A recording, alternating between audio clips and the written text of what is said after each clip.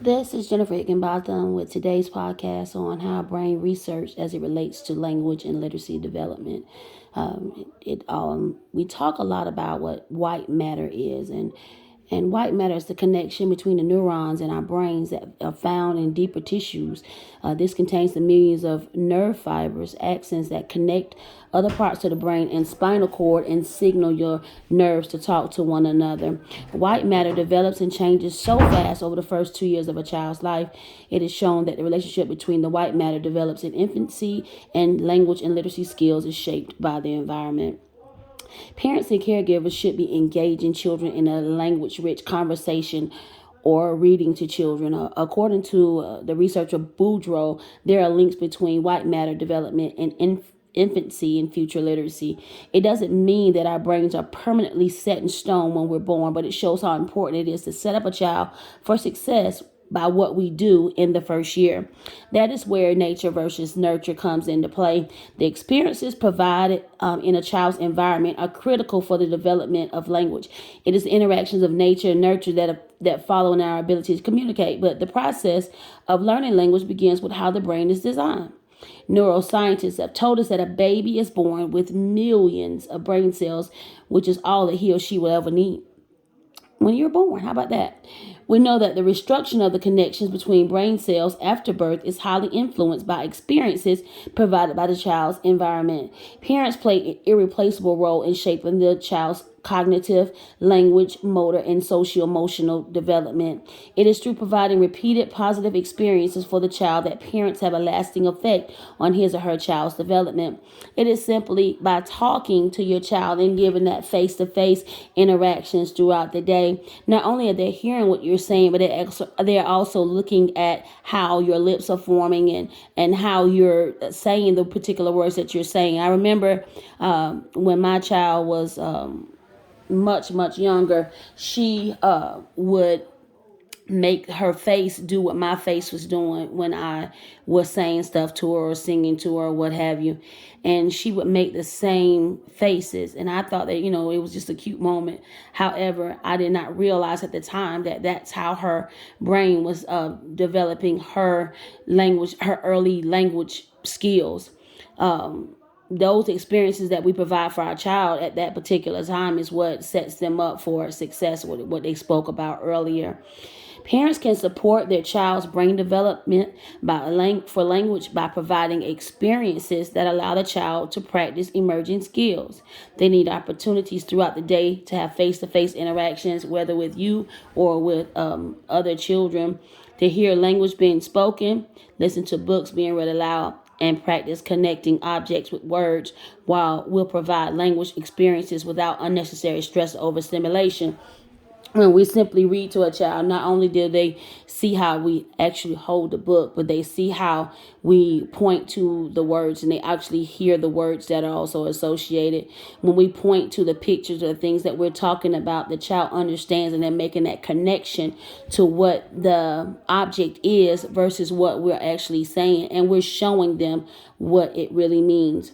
Again, the face-to-face interactions, they're seeing how the words are being shaped through our mouths, and they're actually mimicking what they're seeing us do. And that will provide language experiences without the stress and overstimulation. It's just what we do. And so they feel like that's just something that's necessary, it's something that's common, and they'll mimic what we are doing with them. In the first year, it's important to talk, sing, and read to the baby often so they can learn the sounds of its native language. So they have to hear what it actually sounds like in order to be able to mimic it. And then they're able to associate what we're saying as to what we're pointing at and what we've done over and over. To learning the sounds of speech during the first 6 months, a child's brains begin to learn which mouth movements go with the sounds. Again, that's what I was saying with my daughter, that she was looking at how I was saying the words and to sing it, and she was practicing doing the same thing. That's one of the many reasons why it is so important to have lots of face-to-face conversations with the baby and the caregiver as well. The parent interprets, that's how they interpret the world around them through us and how we show them different things. Cooing and babbling are mild point post in language acquisition. The baby is mimicking what they're hearing, and they're also just forming their lips and making sounds. They're associating those sounds. Are they able to speak at that particular time? No, but not. A parent not only teaches a child sound patterns, but they also encourage taking turns, which is also a necessary process for conversation. They have to understand that I say something, then you say something, and that is through the cooing, because most of the time we'll say something to them, and most of the time we'll use like baby talk, oh, hey baby, and then they'll make the same sound or make another sound right afterwards. They're understanding that we're having a conversation. Now, are there words coming out? Yes, there are interactions between the mother, the caregiver, and the child, to where they're having a conversation through their movements. They also have conversations with us through our facial expressions. They are learning how they're associating happy moments or happy things with us through our smiles. They also know when you're upset, because that little face will quiver up, and they'll start to make the pout face and even tears sometimes. So they everything that we do as far as language is associated by that child, and their learning experiences is what teaching them about what's going on around them. In the second year of life, the brain is starting to organize the connections for language when it sees a picture book and hears the parent give names for the picture. Like you could say car, and they will understand. They're starting to pick up that is the picture of a car, and they'll actually try to mimic car and sometimes even point to the car after you said the word. Parents and caregivers can help language development at this stage by reciting nursery rhymes, songs, and poems throughout the day. Using a mirror to point out and name facial features as can also be helpful, like lips, and as you're saying lips, actually pointing to your lips so that the child understands, and then they'll touch your lips and even touch their own after a while. The perfect time for doing this language part of the development is when the room is quiet, or when the area is quiet, when there's relaxed moments, whether you're getting ready for nap time or bedtime. That is the perfect opportunity, when it is quiet and everything around you is relaxed. Between 24 months and 35 months, which is 2 to 3 years old, the brain is getting better at forming mental images for objects, people, and events. This is closely related to the ability to use more and more short sentences. So now they're starting to use sentences versus words or cooing and babbling. So now they're starting to give you sentences. What can we do as an early childhood educator or caregiver to help when the children are reaching these milestones? It is important to monitor language and pre-literacy milestones starting in infancy and provide timely intervention to maximize efficacy. What does that mean? It's imperative that the early identification of language-based disabilities, including reading disabilities, is you're starting to notice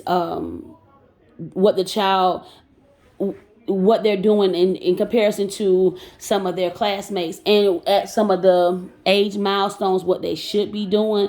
You're starting to pick up on that, but you also want to give the opportunity to give some of those skills that they may be lacking in, where you can make those improvements at that particular time. It may be time to also give those opportunities to help the child out and maximize the efficacy. 2, what else can we do? Use a curriculum that is research-based. We can always do something on our own, but you want to use research-based because you know that it's supporting the students' emerging language and literacy at a developmental stage. It is extremely beneficial for you to use evidence-based curriculum in preschools and daycares to help the children maximize their language skills.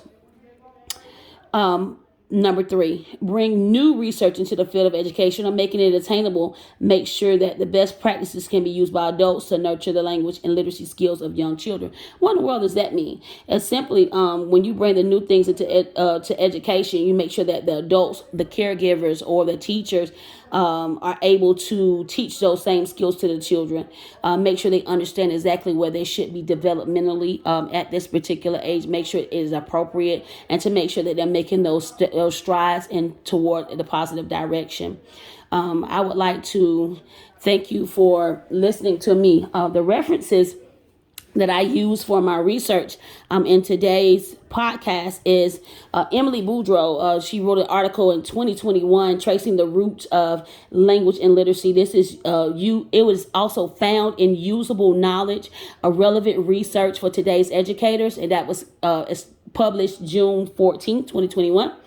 So very recent. Another article that I used to research was by Sarah Bernard, and this was in 2008. Brain research may point to changes in literacy development. This one is found in New Scientific Findings, A Spell Difference, Not Disability for Struggling Readers, Edutopia, in December 2008. And this talk mostly of the milestones where children should reach, and if they so happen to not reach that particular milestone for their age group, this is when we start to look at other things that may be going on. And certainly not last but not least, Elaine Shriver. She wrote an article on brain development and mastery of language in the early childhood years. This was written for an IDRA newsletter back in April of 2011. And so those particular researchers helped me come up with the information that I needed for today's podcast. I hope that you'll join me soon learning more about the different stages of the brain development in our children. Thank you so much for listening.